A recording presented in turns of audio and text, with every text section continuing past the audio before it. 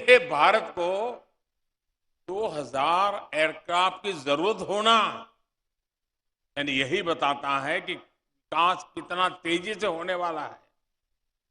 इस बड़ी डिमांड को पूरा करने के लिए भारत अभी से तैयारी कर रहा है। आज का ये आयोजन भी उसी दिशा में एक महत्वपूर्ण कदम है। साथियों, आज के इस आयोजन में विश्व के लिए भी एक संदेश है। आज भारत दुनिया के गोल्डन अपॉर्चुनिटी के लेकर के आया है। कोरोना और युद्ध से बनी परिस्थितियों के बावजूद, सप्लाई चेन में रुकावटों के बावजूद भारत के मैन्युफैक्चरिंग सेक्टर का ग्रोथ मोमेंटम बना हुआ है। और ये ऐसे ही नहीं हुआ है। आज भारत में ऑपरेटिंग कंडीशंस लगातार सुधर रही। आज भारत में जोर कॉस्ट कॉम्पिटिटिवनेस पर है, क्वालिटी पर भी है। आज भारत लो कॉस्ट मैन्युफैक्चरिंग और हाई आउटपुट आउटकम का अवसर दे रहा है। आज भारत के पास स्किल मैन पावर का बहुत बड़ा टैलेंट पूल है। बीते 8 वर्षों में जो रिफॉर्म्स हमारी सरकार ने किए, उन्होंने भारत में मैन्युफैक्चरिंग का एक अभूतपूर्व एनवायरनमेंट तैयार कर दिया है। ईज ऑफ डूइंग बिजनेस पर जितना जोर आज भारत का है, उतना पहले कभी नहीं था। कॉर्पोरेट टैक्स स्ट्रक्चर को आसान बनाना हो, उसे ग्लोबली कॉम्पिटिटिव बनाना हो, अनेक सेक्टर्स में ऑटोमेटिक रूट से 100% एफडीआई का रास्ता खोलना हो, डिफेंस, माइनिंग, स्पेस जैसे सेक्टर्स को प्राइवेट कंपनियों के लिए खोलना हो, लेबर रिफॉर्म्स करना हो, 29 सेंट्रल लेबर लॉज को सिर्फ 4 कोड्स में बदलना हो,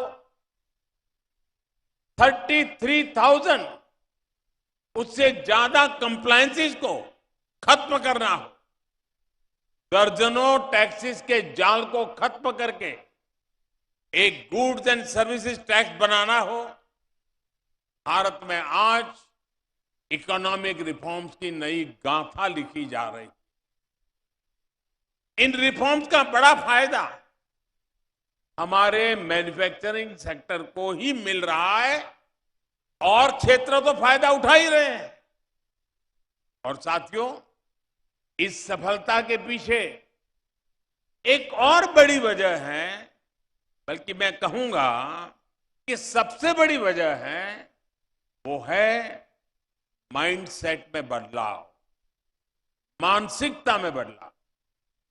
हमारे यहां लंबे समय से सरकारें इसी माइंडसेट से चली कि सब कुछ सरकार ही जानती है, सब कुछ सरकार को ही करना चाहिए। इस माइंडसेट ने देश के टैलेंट को दबा दिया, भारत के प्राइवेट सेक्टर का सामर्थ्य बढ़ने नहीं दिया। सबका प्रयास की भावना को लेकर आगे बढ़ रहे देश ने अब पब्लिक और प्राइवेट सेक्टर दोनों को समान भावना से देखना शुरू किया। साथियों, पहले की सरकारों में माइंडसेट ऐसा भी था कि समस्याओं को टाल दिया जाए, कुछ सब्सिडी देकर मैन्युफैक्चरिंग सेक्टर को जिंदा रखा जाए। इस सोच ने भी भारत के मैन्युफैक्चरिंग सेक्टर का बहुत नुकसान किया है।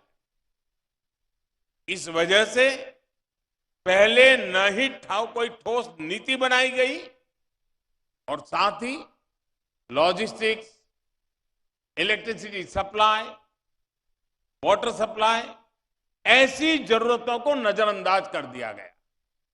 इसका परिणाम क्या हुआ? मेरे देश की युवा पीढ़ी इसको भली भांति जान सकती। अब आज का भारत एक नए माइंडसेट, एक नए वर्क कल्चर के साथ काम कर रहा है। हमने काम चलाओ फैसलों का तरीका छोड़ा है और विकास के लिए, निवेशकों के लिए कई तरह के इंसेंटिव लेकर आए हैं। हमने production link incentive scheme launch की, जिससे बदलाव दिखने लगा।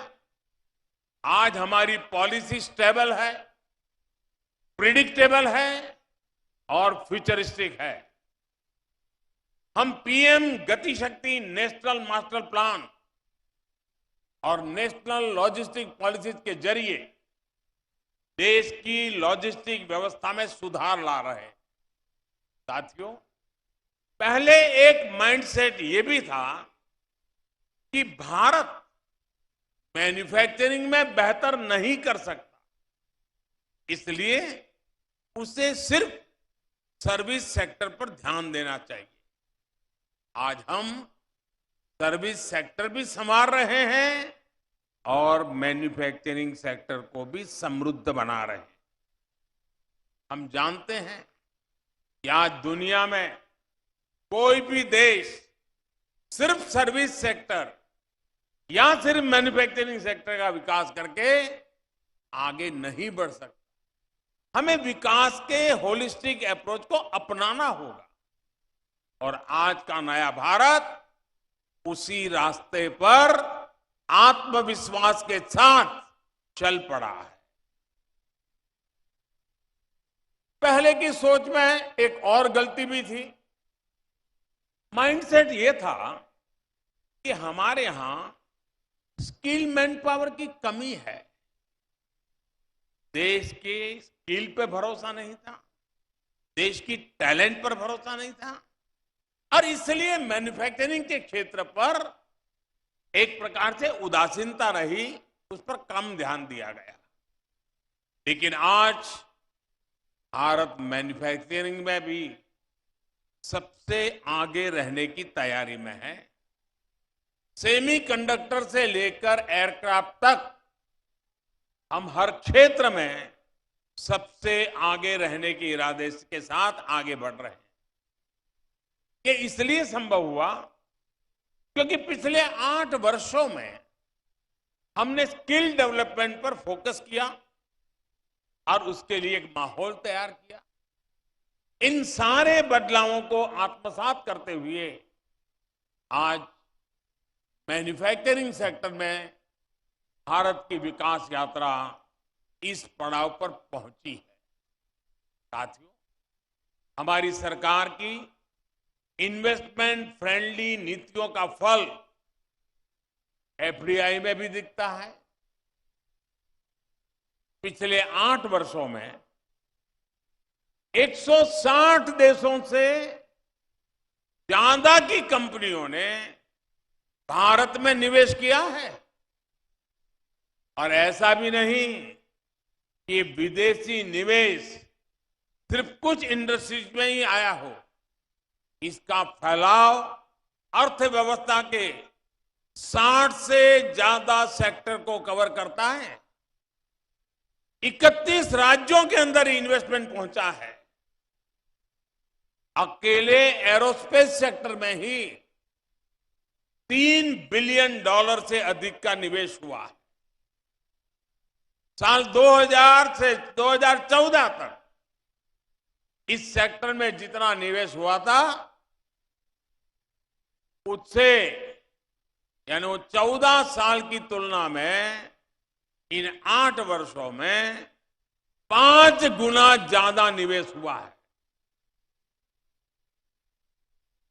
आने वाले वर्षों में आत्मनिर्भर भारत अभियान के बड़े पिलर्स डिफेंस और एरोस्पेस सेक्टर होने वाले।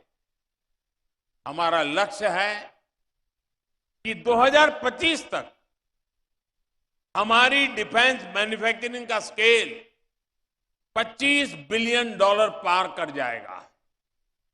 हमारे डिफेंस एक्सपोर्ट भी $5 बिलियन से अधिक होंगे। उत्तर प्रदेश और तमिलनाडु में विकसित हो रहे डिफेंस कॉरिडोर से भी इस सेक्टर को स्केल अप करने में मदद मिलेगी। वैसे मैं आज देश के रक्षा मंत्रालय और गुजरात सरकार की भी भूरी भूरी प्रशंसा करता हूं, तारीफ करता हूं। आपने देखा होगा कुछ दिन पहले उन्होंने गांधीनगर में बहुत शानदार डेफ एक्सपो आयोजन किया। डिफेंस से जुड़े सारे इक्विपमेंट्स का वहां बहुत बड़ा कार्यक्रम हुआ और मुझे कहते हुए खुशी हो रही है और राजनाथ जी को मैं बधाई देता हूं कि अभी तक का सबसे बड़ा डेफ एक्सपो था। और इसमें सबसे बड़ी खूबी ये थी कि इस डेफ एक्सपो में प्रदर्शित सभी उपकरण और टेक्नोलॉजी सबके सब भारत में बने थे। यानी प्रोजेक्ट C295 का प्रतिबिंब हमें आने वाले वर्षों के डेफ एक्सपो में भी दिखाई देगा। मैं टाटा ग्रुप को और एयरबस को इसके लिए भी अग्रिम शुभकामनाएं देता हूं। साथियों, आज के इस ऐतिहासिक अवसर पर मैं इंडस्ट्री से जुड़े साथियों से अपना एक आग्रह दोहराना चाहता हूं और मुझे खुशी है कि अनेक क्षेत्र के सभी वरिष्ठ उद्योग जगत के साथी आज इस महत्वपूर्ण घटना के साक्षी बनने के लिए हमारे बीच पधारे हैं। देश में इस समय निवेश के लिए जो अभूतपूर्व विश्वास बना है, उसका अधिक से अधिक लाभ आप उठाएं। आप जितने एग्रेसिवली आगे बढ़ सकते हैं, ये मौका जाने मत दीजिए। देश के जो स्टार्टअप्स हैं, मैं उद्योग जगत के एस्टैब्लिश्ड जो प्लेयर्स हैं उनसे आग्रह करूंगा, देश के जो स्टार्टअप्स हैं, हम उन्हें कैसे आगे बढ़ने में मदद कर सकते हैं। मैं तो चाहता हूं सब बड़ी इंडस्ट्री एक स्टार्टअप सेल अपने यहां बनाएं और देश भर में जो हमारी नए नौजवान स्टार्टअप पे काम करते हैं उनका अध्ययन करें और उनके काम में उनकी रिसर्च क्या मैच कर सकती है उसका हैंड होल्डिंग करें। आप देखिए बहुत तेजी से आप भी बढ़ेंगे और मेरे वो नौजवान आज स्टार्टअप की दुनिया में हिंदुस्तान का नाम रोशन कर रहे हैं, उनकी भी ताकत अनेक गुना बढ़ जाएगी। रिसर्च में अभी भी प्राइवेट सेक्टर की हिस्सेदारी सीमित ही है।